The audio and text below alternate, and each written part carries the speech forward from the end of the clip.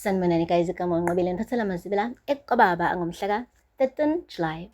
Hayi-ke guys, uZwelakhe uthe nje ebuya emsebenzini ekhathele imvithi wahlangabezana nomfowabo kuMusa eMnyango ethukuthele eganuni wabo ngokuthi kuboshwe phela uDumisani benomhlaba. Uthe ngampela bhuti ungayenza kanjani into embi kangaka? Wathi ukhuluma ngani wena? Wathi ubophise ubaba omdala nomhlaba kanjani? Wathi hayibo, angiyenzanga leyo nto. Ma ukhuluma ngani lo? Eyi umambokazi wambuka ngelinye ilihlo elinentukuthelo phakathi, wamane wayifunda ivaliwe ukuthi uyena lo obabophisile. Wamane nje wathi eyi bafanele ukuba sejele labo. Wathi masikhulumile nje le ndaba ngasho ukuthi mabangaboshwa labantu bejeze ngokuthi baxoshwe emsebenzini kuphela. Wathi yeyi weZwelakhe, ngeke sihlezi sisonga izandla labantu beloke bemosha la enkampanini yakamkhize. Wathi kodwa ma ebephuthuma eyofonela amaloyazi ukuthi-ke kukhishwe ibheyili bakhishwe labantu. Uthe nje umambokazi ubhizi namanje usakhipha iy'mali ezi-extra uthi ababheyilelwe labantu sebetshontshe imali engaka lekhaya. Wathi uZwelakhe ma mina ngizama ukuthi kube khona ukuthula kuleli khaya. Ngaso sonke isikhathi wena uyaxova lokho. Kungani-ke kumane ngihlale phansi mina-ke ngidedele wena uphathe zonke iy'ntambo zakule nkampani? Kungani ngimane ngenze njalo? Wathi umambokazi lalela la weZwelakhe, wena uthe wabaxosha labantu ngakweseka mina ngithi nawe-ke sekuyisikhathi sakho sokuthi ungeseke ngokuthi baboshwe labantu. Hhayi uZwelakhe wabona ukuthi le mpayilwayo ayizumsiza ndawo ngoba umambokazi umile ekutheni uZwelakhe nje ayiyeke phansi le ndaba yokuthi bakhiphe labantu ejele, mababhadle ejele bebuyelele khona. That's it guys. Uzamile-ke nonkosikazi kaDumisani ukufika laphaya ukuzobuza phela ukuthi kungani enonyaka kangaka umambokazi bophisa umyeni wakhe nendodana yakhe. Umane nje wamtshela kahle wathi nina ninesibindi kabi, ngicabanga ukuthi le khaya nizofika ntshontshe bese emva kwalapho nje kuyatholakala. Yabo labo ababolele ejele ngoba vele nina ngiyabantshontsha ngithi. Usekubala nanokuthi-ke naye unkosikazi kaDumisani wadla imali-ke yesipheko sakhe umambokazi sesitokufela phela sabafazi. Wayidla wayithi 2,500 rand wonke wangamnikeza wona. So nomyeni wakhe impela-ke naye uyantshontsha, nendodana yakhe yantshontsha. Kusho ukuthi nje lapha kulela khaya nje kugcwele amasela kuphela guys. Okuwesikuna konke-ke ukuthi unkosikazi kaMhlaba iyamnyanyisa yonke le ndaba yokuthi uMhlaba-ke uboshiwe. Uthe uma wakhe-ke uMhlaba unkosikazi kaDumisani esesho ukuthi abaye enkantolo beyobabheyilela bebakhiphe ejele. Wathi cha ma hamba wedwa mina ngiyemsebenzini. Wathi hayibo, umyeni wakho wena usejele wena ukhethuke emsebenzini? Wathi njengoba ngisho ma mina ngaze ngashada isigebengu, hamba wedwa ngiyemsebenzini mina. Angampela wahamba ugirl guys.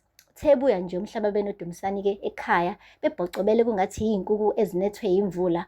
Hawu wabuza kuMhlaba ukuthi uphi-ke unkosikazi wami? Wathi lowa mama yeyi ungangilingi ungibuze lowo nkosikazi wakho mina, unginyanyise kabi loyo, ukhethuke emsebenzini esikhundleni sokuthi aseke wena. Wathi hayi ma ngenze ukuthi ube-busy emsebenzini futhi abamnikezanga i-day off. Wathi ungamkhulumela ugcine la uthanda khona kodwa kusalayo unginyanyise kabi unkosikazi wakho. Guys, ubuyile-ke emsebenzini unkosikazi-ke kaMhlaba hayi ethukuthele eganuni wabo, bengafuni ngisho uMhlaba asondele eduze kwakhe. Uthe nje awumtshele kahle, uyazi sonke lesi sikhathi ngiyakubuza ngithi uthathaphi imali? Uthi wena hayi bekade kune overtime kanti uyantshontsha. Wathi uthi uyazama ukuchaza uMhlaba wathi indodakazi yethu i-traumatized ibone wena uboshwa ngozankosi ungena emotweni, sizohlezi naleso sithombe sokuthi ubaba uyisigebengu, ubaba uyisela. Uyazi mina ngikushada Mhlaba kangakushadela ngokuthi uyisicebi, ngangazi vele ukuthi awunayo imali kodwa at least bezizama siphila. Bengazi mina ukuthi uyisela, ukube ngangazi ukuthi uyisela kangengize ngingene ngisho ungena kulo mshado. Wathi ngiyacela bandla, ngicela ungizwe phela nami. Wathi ngizwe ini? Wena ninobaba wakho namasela. Kanti uyaqhamuka uDumisani esasho njalo. Wathi makoti ngizwani ngendlebe zami? Uthini? Wathi hawu baba ngiqamba amanga yazi lokho engikushoyo kuyiqiniso. Wathi unkosikazi kaDumisani kuzomele sikuphindise ekhaya kini wena uyofunda inhlonipho. Umbiza kanjani umuntu omdala ngesela? Kumele uxolise manje, wagwinya wonke lamazwi kade washo. Wathi ngiyaxolisa bandla ma ngeke ngikwazi ukuxolisa, ngixolisela into eyiqiniso. Vele nina nibolile kabi kuleli khaya. Ningasishaya kanjani isandla esinifidayo? Nintshontshela isandla esinifidayo uZwelakhe uzama ngako konke okusemandleni akho ukuthi asondlele ekhaya, kodwa nina nenze njani nantshontsha?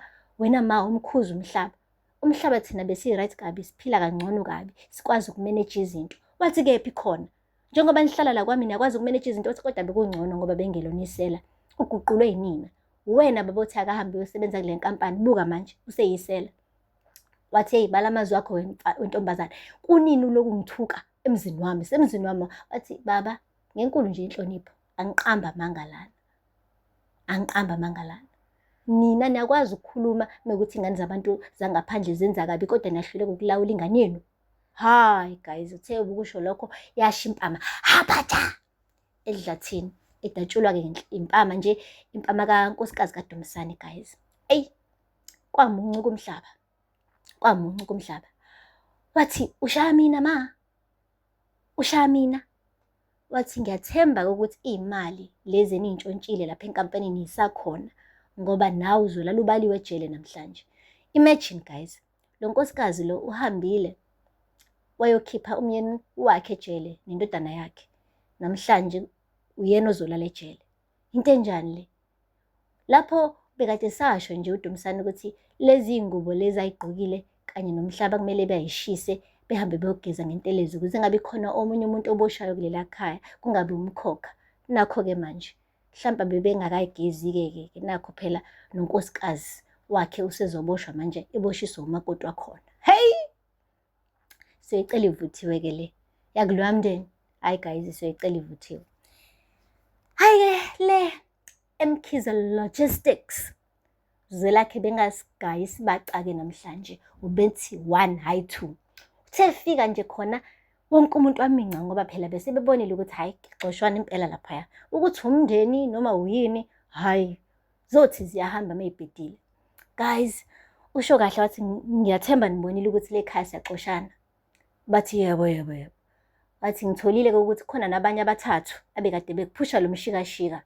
Mengibiza igama lakho, sondela eduzane. Eyi, wathi Sibusiso, Sibusiso wani wayikhanda. Wathi nansi envelope, bamba. Wathi Mandla, wasondela uMandla, wathi thatha envelope yakho. Wathi Tumelo, wasondela uTumelo, wathi thatha envelope yakho. Wathi bonke laba abaphethe envelope, bengicela Mandla beshayise ngomoya, abasasebenzi le ekhaya. Wathi hawu. Wathi-ke mekukhona futhi omunye maduzane uzovela.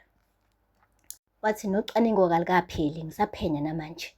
Mekukhona abavelayo ngizonazisa ngekudala. Guys, uNhlanhla-ke singisho phela yena ubhuti omncane kaMhlaba uhambile naye waya ofisini eyohlambuluka phela ukuthi wayeyazi le ndaba yokuthi umfabo uyantshontsha, kodwa wathi metshela uDumisani wathi ayimbombozelo le ndaba ifihlwe ingaziswa-ke uZwelakhe. Wacaswa kakhulu uZwelakhe ukuthi hawu, kanti amaxoki maningi la ekhaya, kodwa-ke wangamgxosha-ke yena uNhlanhla, ngoba phela hhayi ukuthi uyantshontsha, ukuthi wayazi ukuthi umhlaba uyantshontsha wangasho. Hey guys, it's a lot. Sizophetha lana kamazwibela namhlanje, ngakhohlwa kusubscribe and like and comment. Until next time, bye. Sanibonani guys, igama uNqobile ngithathela amazwibela eQobaba angomhla ka-13 July. Hayi-ke guys, uZwelakhe uthe nje ebuya emsebenzini ekhathele imvithi, wahlangabezana nomfowabo kuMusa emnyango ethukuthele eganweni wabo ngokuthi